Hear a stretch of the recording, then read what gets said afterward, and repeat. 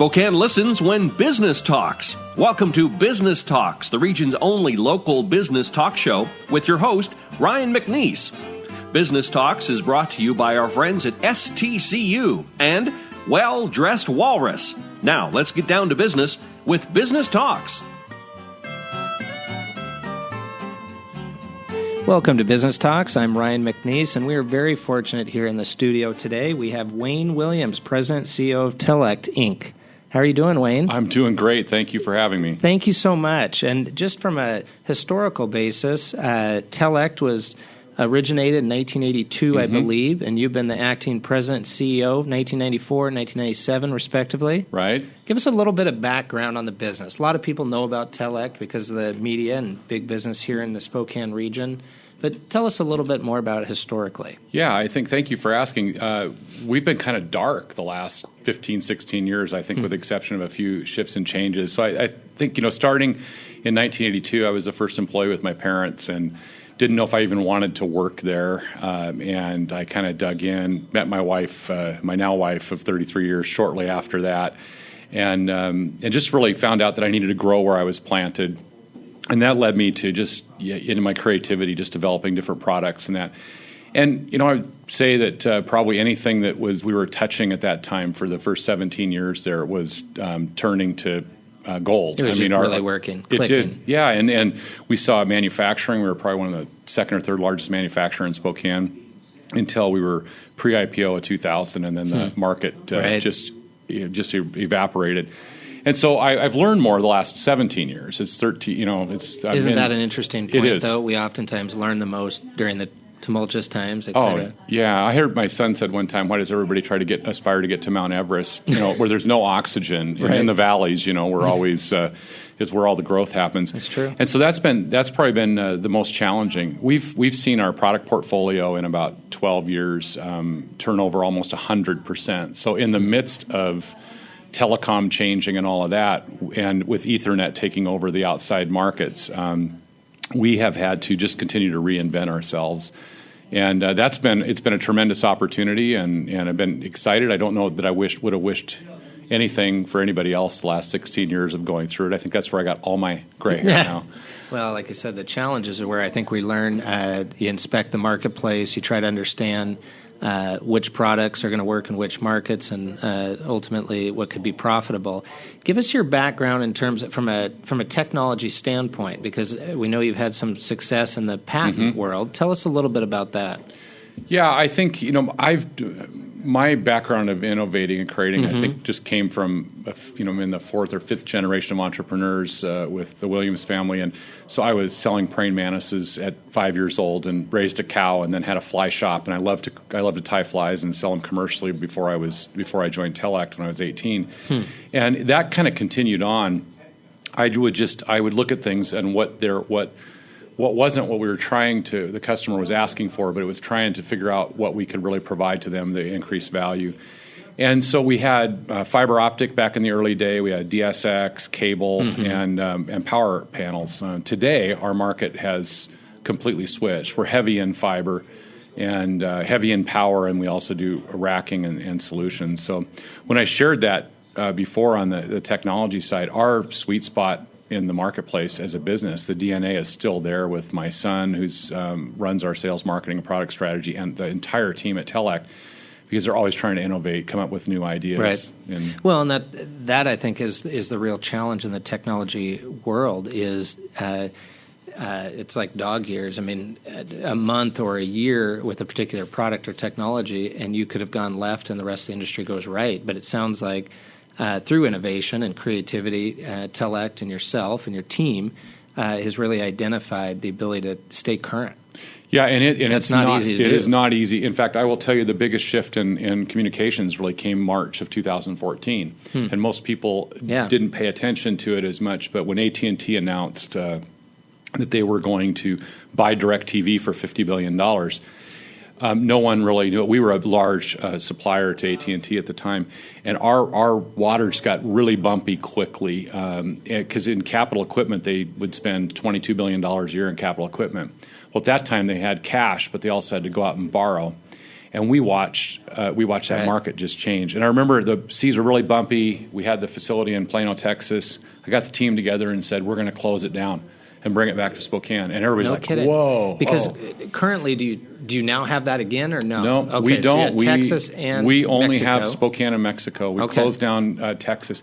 We closed that down in 120 days, brought it back to Spokane.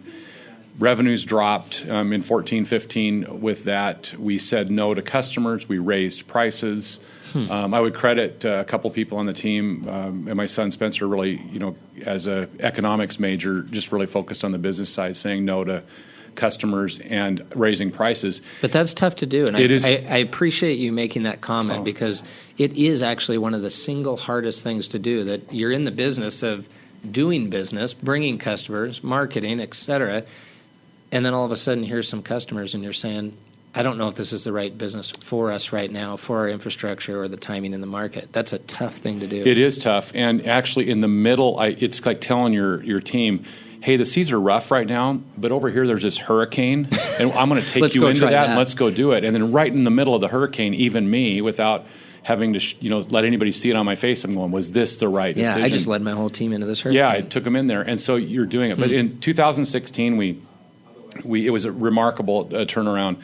We set our goal on the turnaround, and we saw 25% growth, and we saw double-digit EBITDA in our business, and we are basically completely debt-free in the business, and it just turned the thing around. But you have to do really, really hard things quickly, and you can't manage your thoughts through what other people on the outside with their expectations, because you're the one truly in the middle of the hurricane, if you will.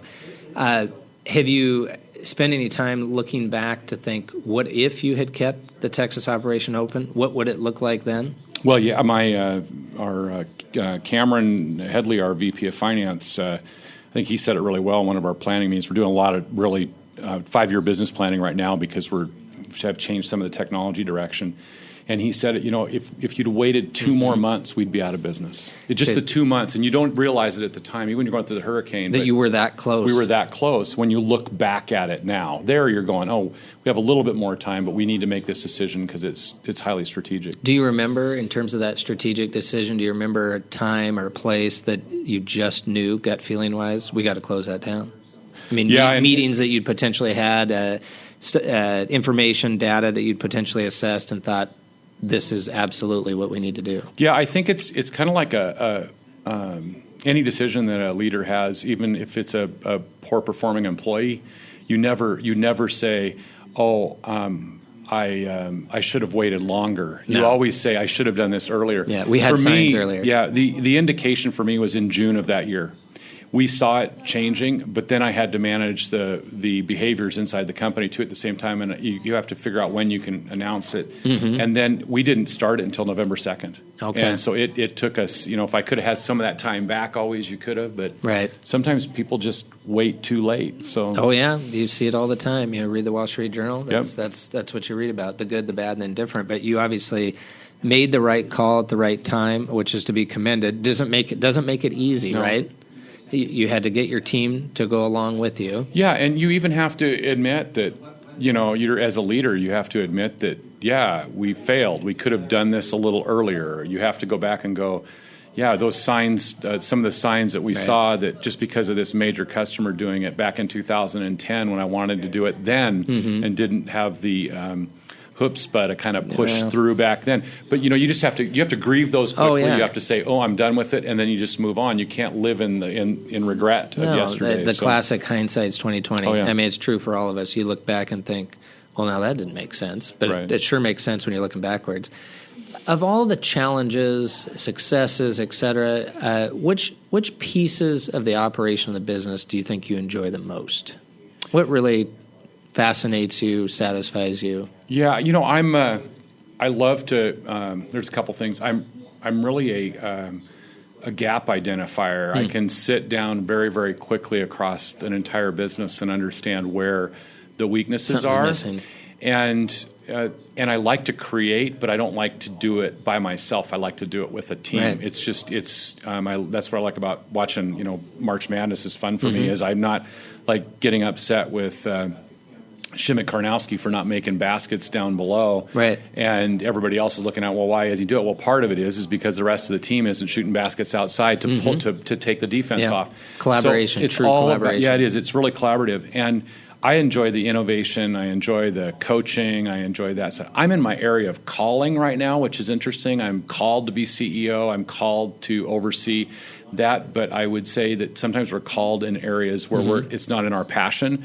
And I'm not the most passionate about my calling on where it's at. That's an interesting concept, because not everybody would say that. They would say kind of the classic, I've been called to this, and they're passionate about it, and they go right down that channel. Right.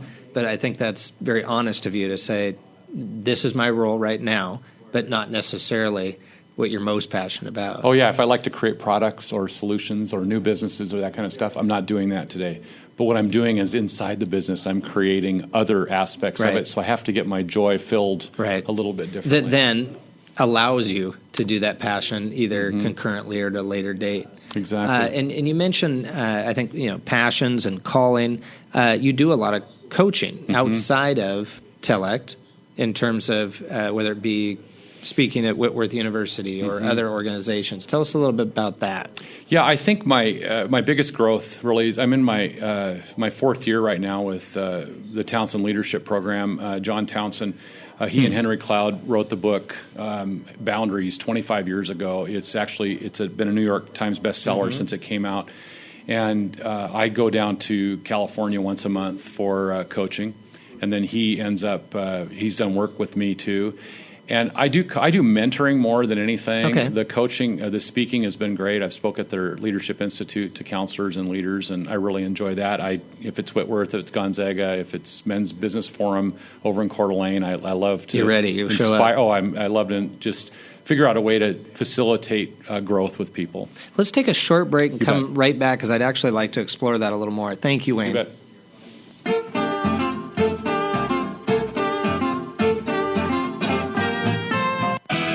In touch, online all the time.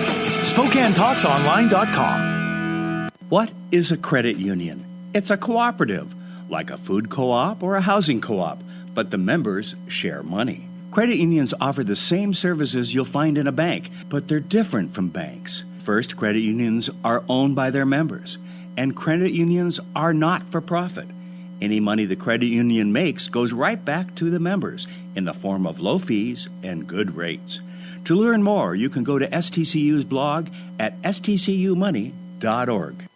Hi, this is Kent Adams, co-host of Business Talks. I'd like to introduce you to a couple of friends, Lisa and Alan Gwaltney of Window World.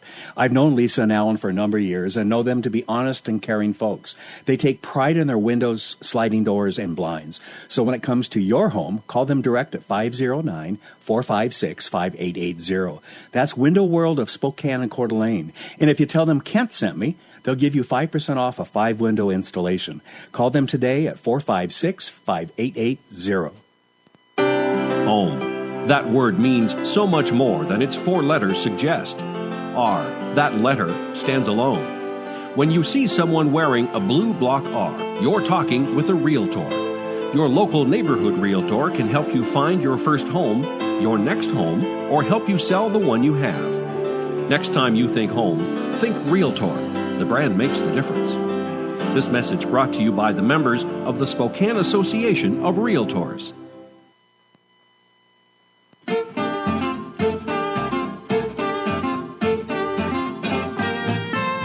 Welcome back. This is Business Talks, and I'm here with Wayne Williams at Telect. But right before the break, we were specifically talking about really coaching, but more mentoring and the opportunities that you've had due to the successes and challenges that you've had over the years to reach out to folks not only in our community but throughout the country to get opportunities to, I'll use the words, give back and really discuss ways that others can move their organizations forward. Let's talk some more about that and maybe what you see as some of the most relevant questions that are coming to you from these organizations.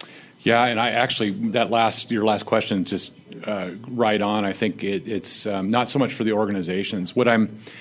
I've got this philosophy for working with millennials. A lot of people, have this difference. Absolutely. They're always being critical about it.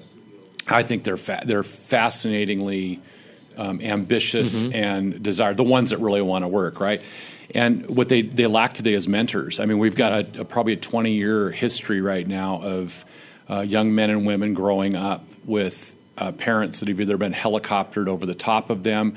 They aren't letting them risk. They didn't let them risk. So now they enter into the workplace and they don't know how to risk and they want to risk. And so they don't have maybe the best relationships with their folks as well. So I'm finding that what's been fun, and I kind of consider myself, when I was 25, 26, I'd be millennial-like then. So I'm going, well, so many times when you get to my generation or my parents, everybody wants to hold on to what they have. And so I'm a believer you want to give it up as fast as you can, let go of the control.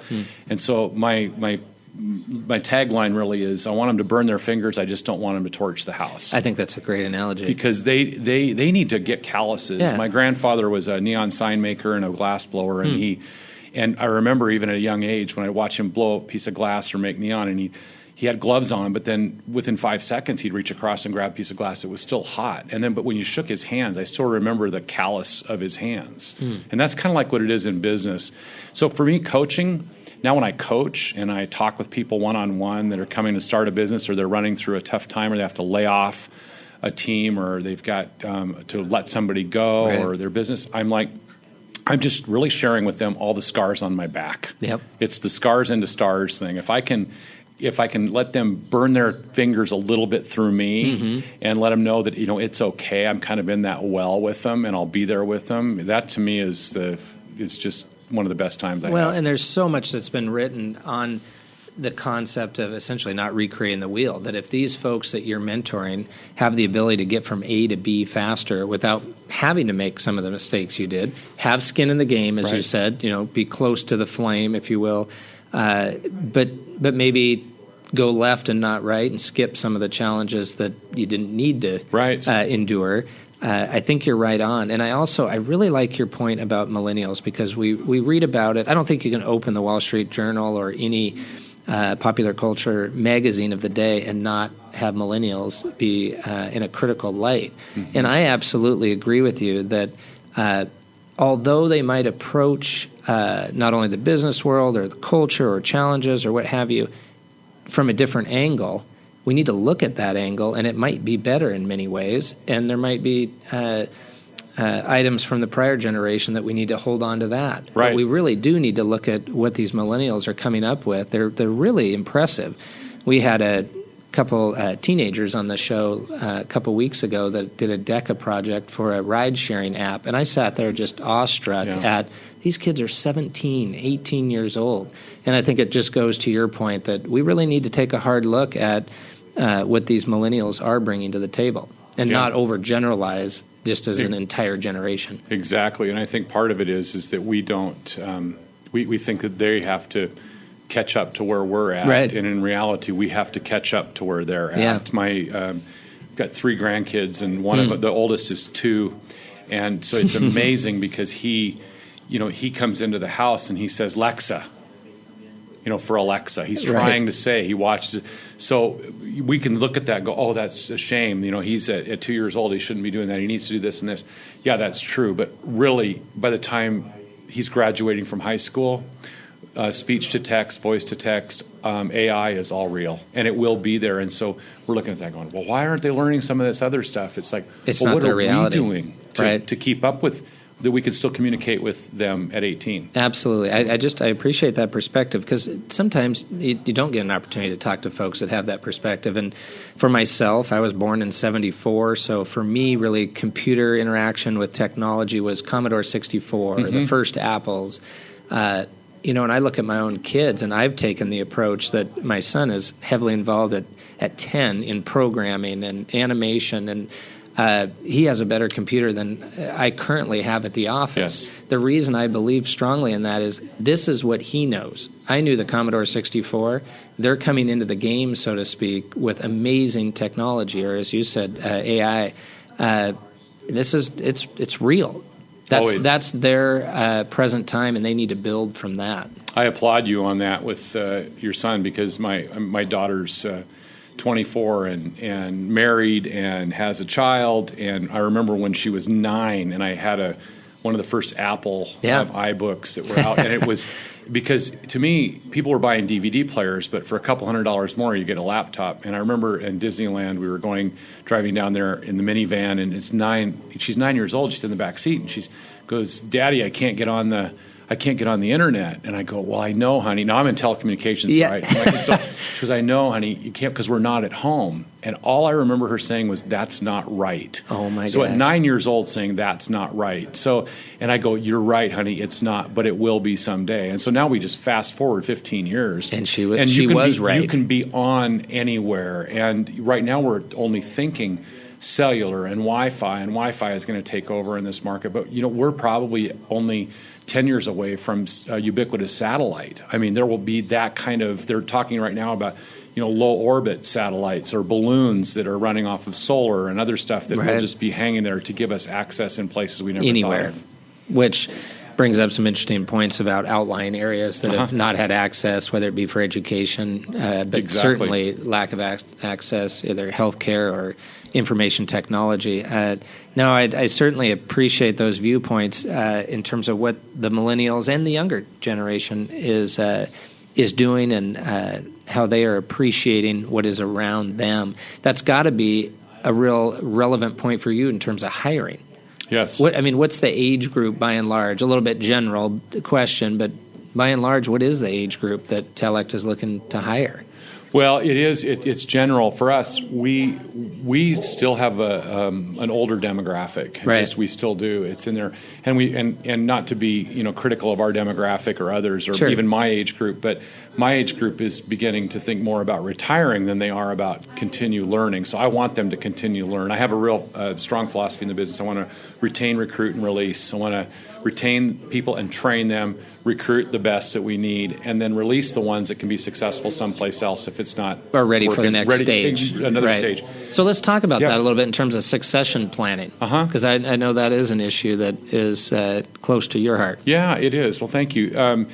It's been one of my kids, my son Spencer, decided that he wanted to come into the business early on, like 16, 17 years old. So he interned with us and went to TCU with economics, but he interned and then started with us about 4 years ago. And about coming up on 2 years this July, with John Towson and Spencer and I were together, and he said, Spencer's wanting more. He's wanting to get to this. This is where the product strategy needs to go. Well, that was me. Yeah. That was me the same time. And that's got to be fascinating for you looking and seeing that in your own son. Yeah, you do. And you're going, he goes, I think we should go down this path, and this is where it is. And what I needed to do, which is hard, because as you get older, your value is in what you've done with your hands, not always with your mind and your coaching.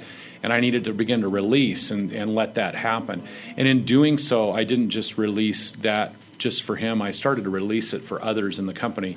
And instead of, trying, this is what I've touched and done. And that to me has been fascinating because so many people want to control by hanging on to something. But if you don't open up your hands, no one's going to be able to give you something else. That's true. And so that one's been very cool for me to watch. Where do you see yourself? You've accomplished a lot, many years. You're looking back at 30 years and what you've accomplished at Telect and in many, many other areas, and coaching and mentoring and your family. Obviously, family is extremely important. Where do you see yourself in the next 5-10 years? Well, this is my, I would tell you right now, this is probably my growing year, my big growth year. And it's growth in a way that is, I really feel like up through 2016, I lived to work. And so this year I'm really trying to get into working to live. Work to live. And it's been a hard change. I've carved out a day a week for me, which no one else can get in. That's on a Wednesday. They really can't get in unless I choose to let that in. Yeah, that's interesting to me. So you intentionally had to carve out a period of time to make this work for you. It's blocked out from 6 in the morning to 6 at night, and it says client.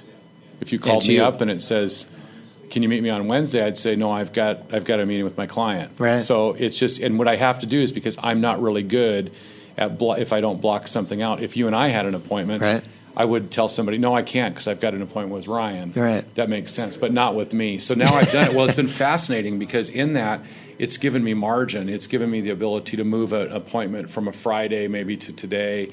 It's giving me more time to get into things and create and learn. And so I'm kind of in that process. I'm an elder at our church, Valley Real Life Church in Spokane Valley, and I've just joined that in November. And so there's some fascination with of that for me, is to begin to speak into men and women in doing just through some of the ministries that are going on out there. So that's been kind of a fun thing. I absolutely commend you, because I don't think it matters what industry our listeners would be thinking about for themselves, that you really do, in this ever-changing world, this fast-paced world, social media, technology, constantly being inundated, you really do need to carve out time. And I think you've very intentionally done that, realized it, but then functionally, practically have done it. I know myself, I'm feeling very convicted, because I'm in that spot, I think, in my life. I need to be doing that as well. But I don't think everybody takes the time to do it. No, and you have to set a boundary that you can't break. And so boundaries, it's tough to do. It's really important to do it. If I look at my time, if I look at my time as $1 per hour when I'm awake, I have to think about it. Is that $1 per hour that I'm giving to my kids or my wife as or more important than the $1 an hour that I'm giving to my business or that? It's been powerful for me to have to walk through. Well, I'll tell you what, Wayne, this conversation has been very enlightening for me and beneficial, and so I hope for our listeners it has been as well. And thank you for joining us in the studio. I hope you'd come back and do this again. Let's just keep going on the same topics and see where we get to. Oh, I'd love to. Thank you so much, Ryan. Thank appreciate you so that. much. You bet. Thanks. Thank you. Actually. Business Talks is produced in Spokane, Washington by SpokaneTalksOnline.com, which is solely responsible for its content. Ask a question, recommend a guest, and hear this program again online anytime at SpokaneTalksOnline.com. Business Talks is brought to you by our friends at STCU and Well Dressed Walrus. Business Talks wishes you good business and a good day.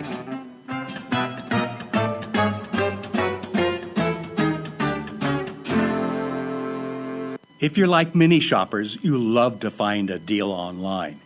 Or you shop online because it's so convenient. And you probably know thieves love to go online too, to try to steal shoppers' credit card information. When you're shopping online, you can start protecting your credit card information by investigating the website you're shopping on. Make sure the online retailer lists a real phone number and a physical address. Read the site's privacy policy and search for reviews and ratings of the retailer. You can read more about safe shopping online at STCU's financial education blog. Go to stcumoney.org. Last year alone, Avista customers saved over 53 million kilowatt hours of energy. How? By caulking their windows, programming their thermostats, replacing their incandescent light bulbs with LEDs. Simple things, really. But the energy they saved was enough to power more than 4,000 homes for an entire year. Way to save, everyone. Way to save. Find your way to save at avistautilities.com.